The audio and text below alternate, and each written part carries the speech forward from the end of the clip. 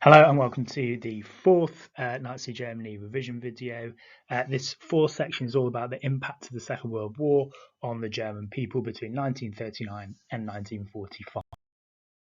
So the first part of the war, if we break it down to 1939 to 1942, well, this part of the war is going quite well for Germany in terms of battlefield victories. They, throughout 1939 and 1940, conquer most of Central and Western Europe, facing very little resistance.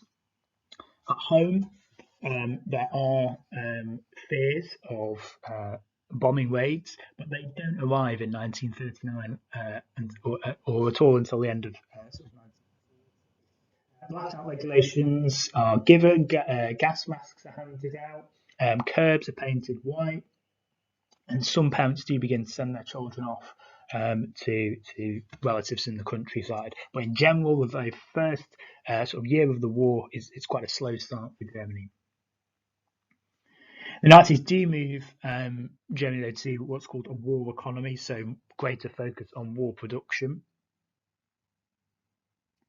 Despite this move, still only around half of all people are involved in war production in the first years of the war. Production ultimately is not quick enough for key things like tanks and aircraft for the Nazis. So Hitler appoints Albert Speer in February 1942, makes him Speer is very closely trusted by Hitler. Hitler famously said that he would sign anything. His plan was to give factories great independence. He creates a planning board which decides what different factories could create or should be creating. He excludes the military from decision making and leaves it in the hands of industrialists. That's what they're talking about. Factories start producing just a single product. They start employing more women. They use concentration camp labour, and also skilled workers are excluded from the compulsory military service. This leads to a huge increase in the number of tanks and aircraft and ammunition that is created, that is manufactured from 1942 onwards. The civilians, the first half of the war, there is various different impacts for them. So first of all, the biggest notable thing for people is food shortages and rationing. Key foodstuffs are carefully rationed, including, as well as rationing of clothing, of shoes, and of coal. The rationing system actually works quite well though, and German people are still being relatively well fed up until this point, up until 1942. The role of women is encouraged in the war effort. Women are encouraged to go back into the workforce, to join things like the labour service and work in factories, or to go and work in agriculture and food production. In 1939, 760,000 women worked in war industries. By 1941, it's 1.5 million. However, there's about 30 million women in Germany between the ages of 15 and 65 that potentially could have worked in war industries. So years of propaganda have convinced most German women to stay at home. Also, evacuation campaigns set up. However, many German people choose not to send their children off to evacuation camps, which were run by the Hitler Youth. And towards the end of 1940 and beyond, you start getting quite regular bombing raids by the British RAF on German cities.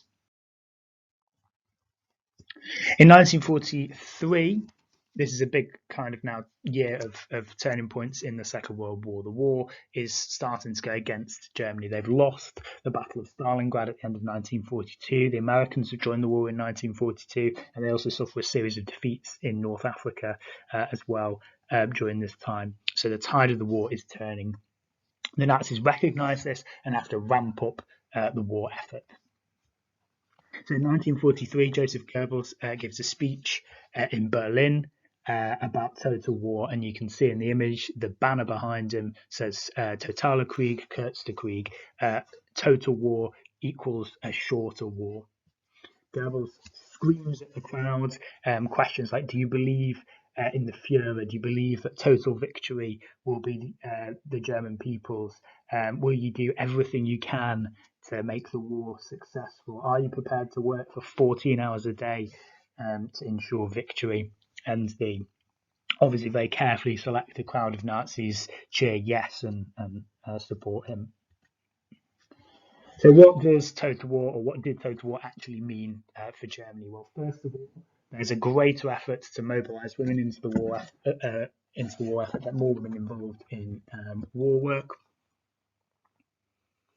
The second phase of this is the elimination of anything that does not help the war effort. So things like professional sports is ended, non-essential shops are closed, so things like sweet shops get closed down. Women can't have their hair dyed in hairdressers, they can only have it cut. Shortages are getting worse and worse now from 1943 onwards. Clothes rationing is suspended because clothes production is ended. So ultimately, you can't buy new clothes in Germany at this point. And same with furniture. There's also a huge increase in propaganda as well to convince German people that this sacrifice is worth it and the war is coming to an end. It can be victorious for Germany. There's also a huge increase in bombing raids in 1943 by the British and the Americans as well now. The war continues to go badly though for Germany, and by 1944 it's starting to become obvious that Germany is going to lose the Second World War. D-Day, the reinvasion by the Allies of Central Europe, of Western Europe, takes place in 1944. Much more heavy bombing again of German towns and cities that continues to ramp up. In Eastern Europe, the Soviet Union, the Russians are taking back land from the Nazis. Ahead of the Russian army are floods of refugees leaving countries that the Nazis have occupied. So German people who've moved to those countries flooding back westwards now into Germany itself, which creates all kinds of additional problems. Areas that are already being bombed, areas that already have mass food shortages and fuel shortages are now seeing large numbers of refugees arriving into them as well. There's a huge increase in terror in 1944.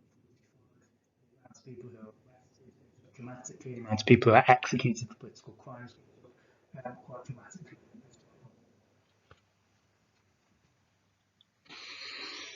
There's also further ramping up of the war effort.